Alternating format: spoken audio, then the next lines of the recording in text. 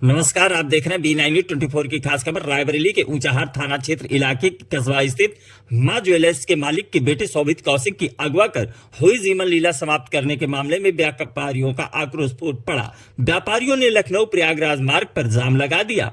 व्यापारियों का कहना है कि यदि पुलिस ने समय से कार्रवाई की होती तो शोभित जिंदा होता। हालांकि पुलिस ने मुख्य आरोपी धर्मेंद्र पासी समेत 4 लोगों को हिरासत में लिया है। मामला कल दोपहर का है। ऊंचाहार कस्बा में संचालित मां ज्वेलर्स नाम की अपनी दुकान पर 20 वर्षीय शोभित बैठा था। तभी 2 युवक आए और अपने साथ बाइक पर बिठा ले गए। थोड़ी देर बाद अगवा करने वाले युवक में से एक युवक बाइक से वापस लौटा और दुकान में रखी तिजोरी खोलने का प्रयास करने लगा। उसी दौरान शोभित के पिता दुकान पर आ गए और धर्मेंद्र पासी नाम के उस युवक को दबोच कर पुलिस के हवाले कर दिया। ऊंचाहार पुलिस ने इस मामले में घोर लापरवाही करते हुए ना तो धर्मेंद्र से पूछताछ की और ना ही शोभित को ढूंढने का प्रयास किया। परिजनों ने लगाए हैं ऐसा आरोप। बता दें 12 घंटे बीत जाने के बाद सीओ मौके पर पहुंचे तो पुलिस एक्टिव हुई। हालांकि तब तक काफी देर हो चुकी थी और पुलिस को शोभित का शव सरपतहा पुल के पास से धान के खेत में बरामद हुआ। देखें खास खबर B9 News 24 के साथ। डीएम साहब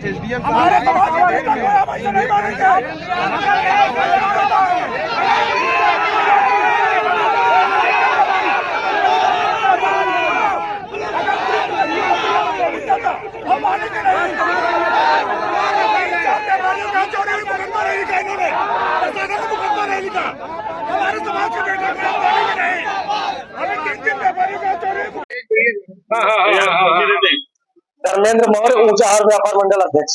किससे जाम है? रोड जाम हुआ। हमारे एक व्यापारी शोभित कौशल का कल अपहरण हुआ है।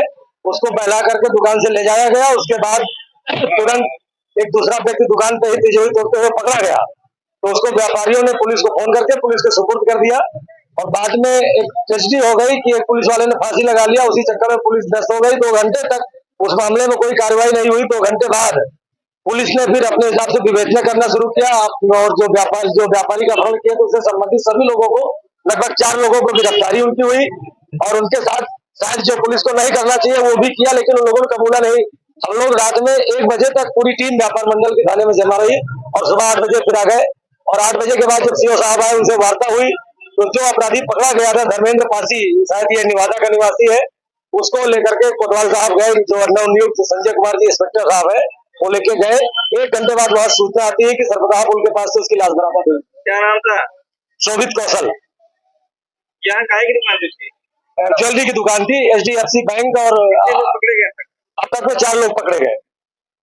और जाम किससे लगा हुआ है? जाम लगा हुआ है कि जो और व्यापारी है और जो और अपराधी है उनकी गिरफ्तारी हो और इसमें तमाम पीड़ित परिवार और आम जो व्यापारी हमारे हैं उनका आक्रोश है कि ये पुलिस की इसमें कार्यशैली ठीक नहीं थी, नहीं तो व्यापारी जिंदा बच जाता। ये लोगों का आक्रोश है। सर अपना परिचय दीजिए। मैं विजय विद्रोही, कम्युनिस्ट पार्टी मालिक। एक ऊंचाहार में जो है एक घटना हुई है, एक युवक की हत्या कर दी गई है। संज्ञान में आपके मामला आया होगा, क्या आप किस नज़र से देखते हैं इस हत्या को लेकर के? देखिए, मैं एक बात ये समझ पा रहा हूँ कि पिछले 4-5 महीने में रायबरेली में अपराधों की बाढ़ आ गई है।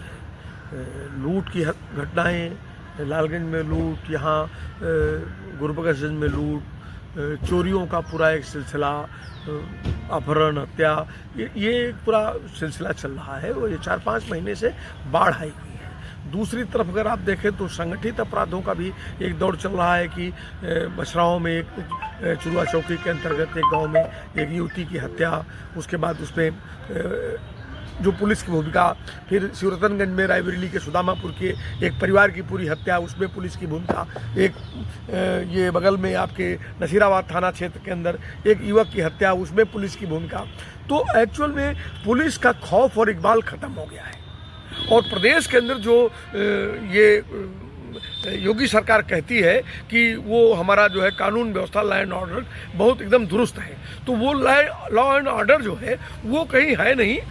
पूरा आम आदमी अपनी ज़िंदगी भगवान के रहमो करम पर है, कब कहाँ क्या उसके साथ हो जाएगा ये सारी घटनाएं बताती हैं और कानून व्यवस्था का पूरा इकबाल ख़त्म है, पुलिस का पूरा खौफ ख़त्म है और पुलिस जो कर रही है वो समाज भर रहा है।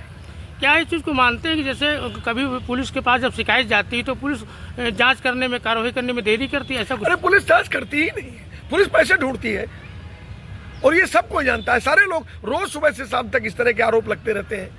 खुलेआम वीडियो चले, मतलब एक इंस्पेक्टर के खिलाफ जो है 50,000 रुपए का लेन देन, 3 लाख की डिमांड का एक वीडियो चलाया और पूरा ऑडियो उसका जारी हुआ, उसके खिलाफ क्या कार्रवाई हुई?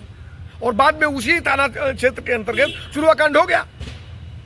तो अगर आप पहले से कोई कार्रवाई करते तो उसमें ट्रांसपेरेंसी रहती, अपराधियों तक लोग जाने की बात करते कि भाई अपराधी पकड़े जाएंगे। आप नहीं कर रहे हैं। मतलब आप ये जो सूरजगंज घटनाकांड हो गया, 4 लोगों का मौत हो गया, एक सामूहिक पूरा परिवार नष्ट कर दिया गया। उसमें 2 साल से महिला भटक रही है, 2 साल से वो मोलेस्टेशन का और छेड़छाड़ का मुकदमा लिखा रही, धमकाने का, डराने का मुकदमा लिखा रही, पुलिस कुछ कर नहीं रही।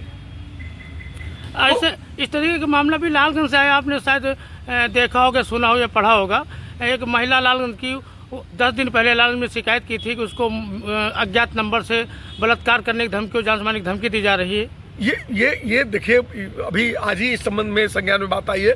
2 दिन पहले प्रकरण भी पता चला था कि उसने कई दिनों पहले शिकायत की थी, तो वो शिकायत पर कोई जांच नहीं हुआ और वो लगातार गाली गलौज कर रहा है। पुलिस वाला बताता अपने आप को।